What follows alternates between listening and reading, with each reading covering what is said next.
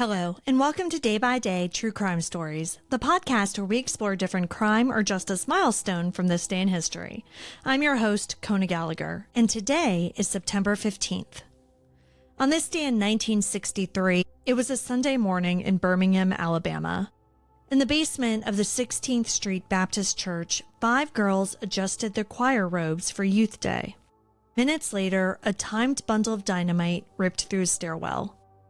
4 children were killed and more than a dozen worshippers were wounded. In a city nicknamed Birmingham, this attack shocked the world, hardened the resolve of a movement, and, after decades, brought some measure of justice. Today, we're discussing the 16th Street Baptist Church bombing.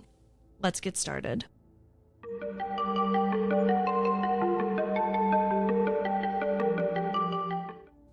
Youth Day always drew families.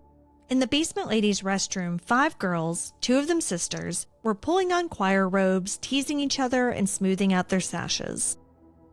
At about 10:22 a.m., the phone rang. Acting Sunday School Secretary Carolyn Mall picked up. A voice said, 3 minutes, and hung up. Less than 1 minute later, the church shook. The bomb had been placed beneath the east steps. It was dynamite wired to a timer hidden under the entry that led toward the basement restroom. When it detonated, it tore open the stairwell and blew a 7-foot hole in the rear wall, carving a crater through the lounge and chewing up the back steps. Masonry, glass, and stone rained into nearby streets. Cars buckled and windows shattered blocks away. Inside that restroom, the force of the blast did its worst. 4 girls, Addie Mae Collins, Carol Robertson, Cynthia Wesley, and Denise McNair, were all killed. Identification for one came only by a ring or her clothing. Another died when a piece of mortar struck her skull. Addie Mae's 12-year-old sister, Sarah Collins, survived, but she was scarred and left half-blinded for life. Outside, the air turned to chalk and screams. Church members stumbled into the street and neighbors sprinted toward the smoke. The Reverend John Cross Jr. tried to steady the crowd, lifting a bullhorn over the din, saying, quote, go home and pray," end quote. But there was no going back to before. Word tore through the neighborhoods. Families gathered and wept. Some formed circles to pray, while others demanded answers. State officials pushed in more troopers and even National Guardsmen. Down in that basement, 12-year-old Sarah Collins Rudolph, the 5th little girl, remembered the sound, saying it was, quote, like the world ripping open, end quote. Her ears rang and her eyes burned. Under dust and blood and shock, a child understood in an instant what the adults already knew. Even a church wasn't safe. By evening, the violence had echoed beyond the church steps. 2 black boys were killed in separate incidents amid the tension. 16-year-old Johnny Robinson was shot by a police officer as he ran, and 13-year-old Virgil Ware was shot by white youths riding past on a motorbike. The pain did not stay put. It followed families home. Reverend Cross kept repeating, go home and pray, but for many, home couldn't quiet what they had just seen.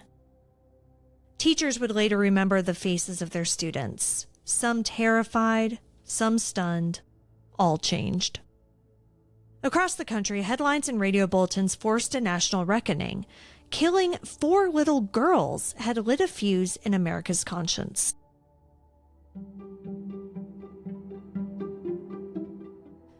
Police, federal agents, pastors, and parishioners converged at the shattered church. By September 20th, investigators were convinced the device had been planted beneath the steps with a timer designed to maximize carnage.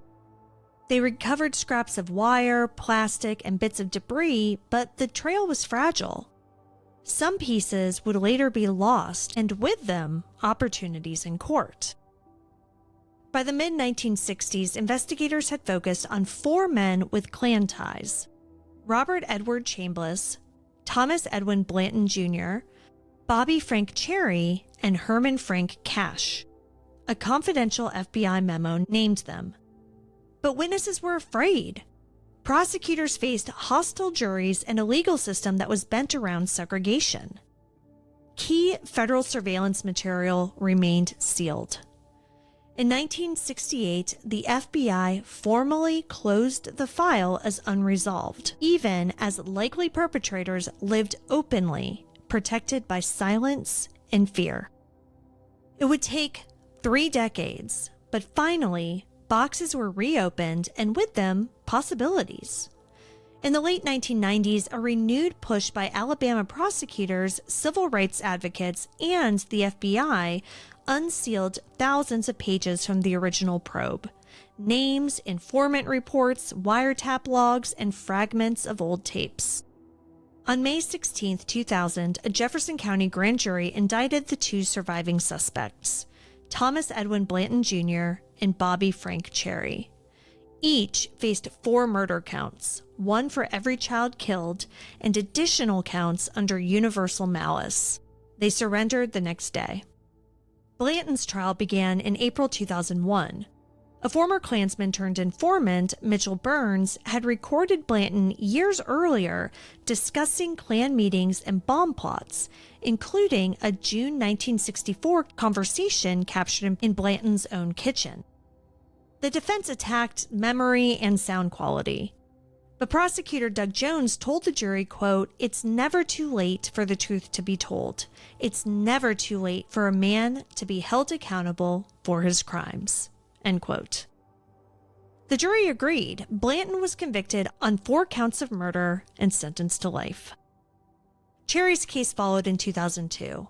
After competency delays, jurors heard from his wife, Willa Dean Brogdon, who testified that Cherry had confessed to planning the bomb, along with accounts of his boasts and corroborating tapes. He too was convicted of 4 counts of first-degree murder and sentenced to life. Cherry died in prison in 2004. Blanton was repeatedly denied parole and died behind bars on June 26, 2020. As Sarah Collins Rudolph later recounted, just moments before the blast, Denise asked Addie to help tie her dress. Addie reached to help, and then the bomb went off. Sarah said, quote, "I heard the bomb, and all I could say was, 'Addie, Addie,' but she didn't answer," end quote. In Kelly Ingram Park, the Four Spirits sculpture shows the girls as they were moments before, barefoot, poised, and one releasing doves. At 16th Street Baptist, the Wales window of Alabama, gifted by the people of Wales in 1965, glows with Christ's outstretched arms, a defiant beauty where glass once fell. The church reopened in 1964 and remains a living sanctuary. In 2013, Congress awarded the 4 girls the Congressional Gold Medal. What happened at 16th Street Baptist Church was not an accident, nor was it a mystery. It was an act of terror that was meant to halt progress. Instead, it became a catalyst. 4 children never grew up, but their loss helped move a nation. And though justice arrived late, it did arrive. Thank you for joining me on today's episode of Day by Day True Crime Stories. If you found this episode compelling, please subscribe, rate, and review the podcast. It'll help us grow. And be sure to join me again tomorrow as we explore another significant event in true crime history. Until then, stay safe, and remember that behind every headline is a life worth remembering. Day by Day True Crime Stories is a Little Monster production. Hey, you can do it!